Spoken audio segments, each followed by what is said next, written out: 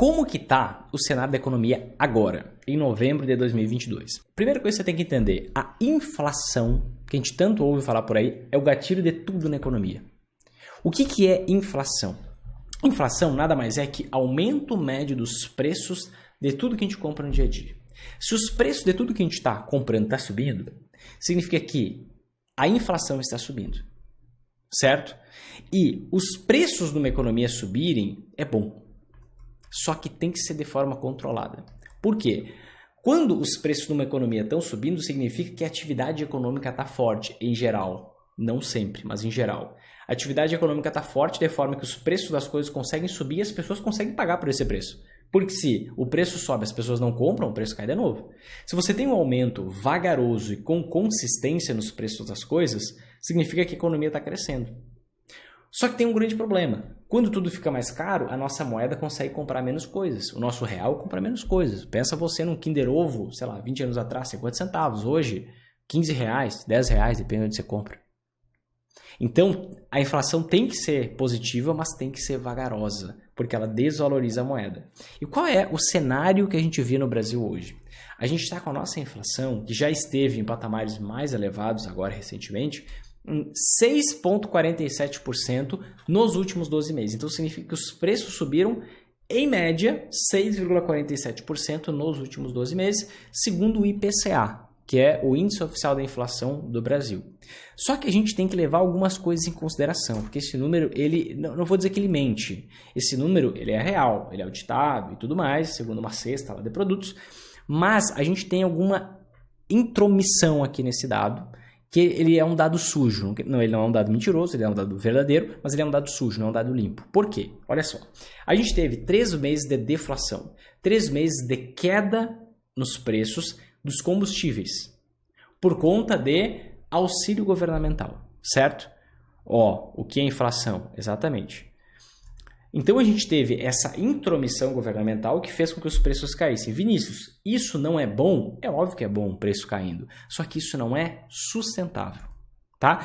Essa queda no preço que aconteceu, ela não é sustentável. Você tem queda no preço agora e de alguma outra forma, quem que está pagando essa conta? O governo. Ele vai cobrar depois via mais impostos. Uma coisa que não tem nada a ver com combustível, ele vai cobrar porque ele precisa cobrir esse rombo. Ele precisa cobrir esse rombo. Então, essa inflação que a gente deixou de ter, a gente vai ter no futuro. Então, são 3 meses de deflação, inflação negativa, que vai voltar em breve. Então, essa inflação de 6,47, na verdade, deveria ser 7,8. Sinal disso é que no último mês agora, não outubro, porque não saiu, não novembro, porque não saiu a inflação de novembro sai lá pelo dia 10 de dezembro, mas a inflação de outubro foi 0,59% positivo. Vamos fazer uma continha de padaria rápida aqui. 0,6 vezes 12 seria uma inflação de mais ou menos 7,2. Tá? Claro que depende do mês, a inflação é maior ou menor, mas a gente já tem sinais de inflação voltando a subir.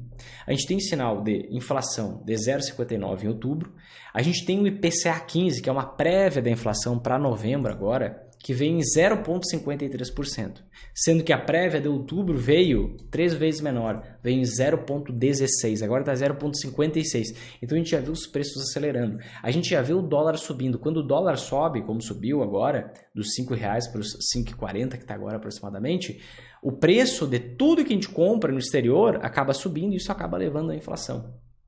A gente tem ainda uma defasagem nos combustíveis. Petrobras defasada em relação ao preço internacional do combustível. A gente tem a OPEP, Organização dos Países Exportadores de Petróleo, cortando produção de petróleo. Se corta a produção de petróleo, o preço do petróleo sobe. Se o preço do petróleo sobe, o frete sobe.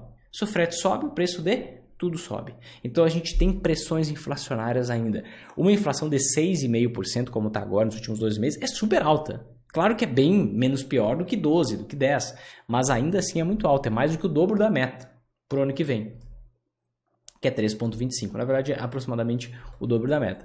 Mas o fato é que essa inflação que a gente vê, ela está caindo, mas ela caiu por meio de estímulos, por meio de auxílios, e essa inflação deve voltar. E deve voltar com ainda mais força, porque hoje a gente teve o relator publicando lá a tal da PEC da transição.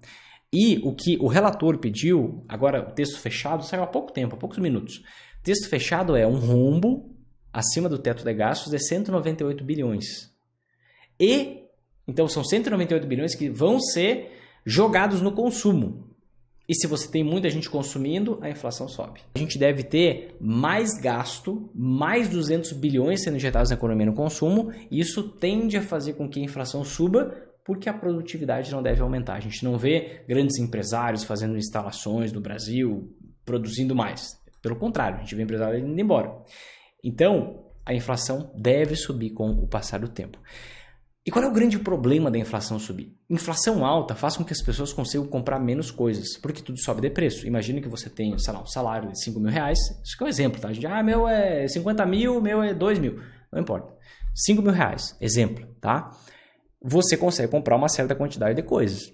Se essas coisas sobem de preço, 10%, 20%, 30%, eita, você compra muito menos coisas.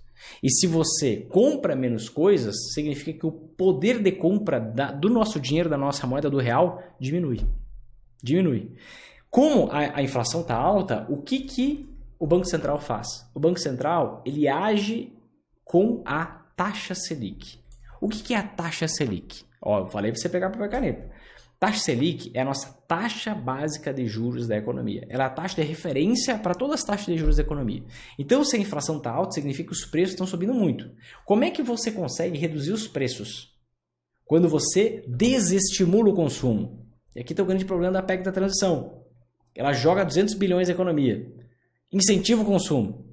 Só que a gente está no momento de fazer o consumo frear. Porque se a gente diminui o consumo, o preço dos produtos tendem a cair. Por quê? Imagina que você está lá na loja e você basicamente tem um monte de produto à venda, aquilo não vende, não sai. O que você faz? Você reduz o preço para você conseguir começar a vender e aí você encontra um ponto de equilíbrio. E o nosso Copom, que é o Comitê de Política Monetária, é um comitê formado por diretores do Banco Central, definiu que a taxa de juros na última reunião continuaria em 13,75%, a nossa taxa Selic.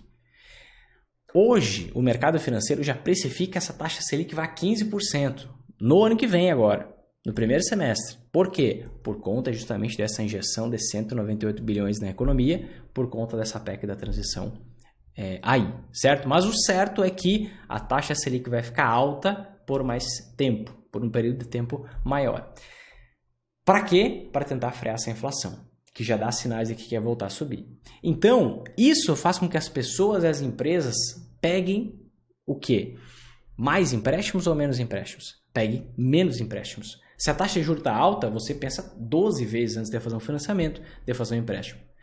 Só que aquelas empresas que já têm empréstimos feitos, uma parte desses empréstimos são pós-fixados. O que é isso? A taxa de juros cobrada é a taxa de juros da economia. E aí, à medida que a taxa Selic sobe, as empresas e as pessoas pagam mais juros por essa dívida. Tem inclusive financiamento atrelado à inflação. Quanto mais a inflação sobe, mais as pessoas pagam de juros da dívida. Isso faz o quê? Que as pessoas consumam ainda menos. Foca em toda a relação, está tudo interligado. Se a inflação está alta, as pessoas têm menor poder de compra. Se a taxa de juros está alta para derrubar a inflação, significa que as pessoas não pegam empréstimo, não pegam financiamento. Sobra menos dinheiro no bolso. As pessoas compram ainda menos. Isso faz com que as empresas vendam menos. E se as empresas vendem menos, o que acontece? Você tem menor consumo e maior despesa com a dívida. O que você tem? Menor lucro das empresas. Se você tem menor lucro das empresas, você tem ações em queda. O que estamos vendo acontecer desde o meio do ano passado? Ações caindo. Por conta disso. Inflação alta, taxa de juros alta, menor consumo, menor volume de vendas, menor lucro, preço das ações para baixo. Certo?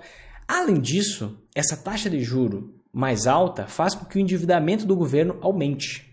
Há pouco tempo, a XP publicou um estudo, faz poucos dias, mostrando que o endividamento, até mostrei num vídeo isso, o endividamento do governo pode aumentar em 20%, pode bater em quase 100% do PIB, 92,5% do PIB, se não me falha a memória. Então, por conta dessa PEC da transição. Então, esse endividamento do governo aumentando, o que acontece? Se o governo gasta mais com essa PEC, por exemplo, se o governo gasta mais com o juro da dívida, porque vai aumentar a dívida, porque ele não tem esse dinheiro, esses 198 bilhões, ele vai emitir dívida e vai pagar um juro mais alto pela dívida, que é a nossa taxa Selic. De onde é que ele vai tirar dinheiro? O que ele vai fazer? Aumentar imposto. Aumentar imposto. Se ele aumentar imposto, o que vai acontecer? Vai reduzir ainda mais a quantidade de dinheiro disponível na mão das pessoas. Se diminuir ainda mais a quantidade de dinheiro disponível na mão das pessoas, as pessoas consomem menos, as empresas vendem menos, as empresas lucram menos e as ações caem. Você entende por que as ações estão caindo? E é algo estrutural, não é algo de ontem, é algo desde 2021, porque é desde quando a inflação começou a subir, está tudo interligado. Inflação, taxa de juros, consumo, vendas, lucro, preço da ação.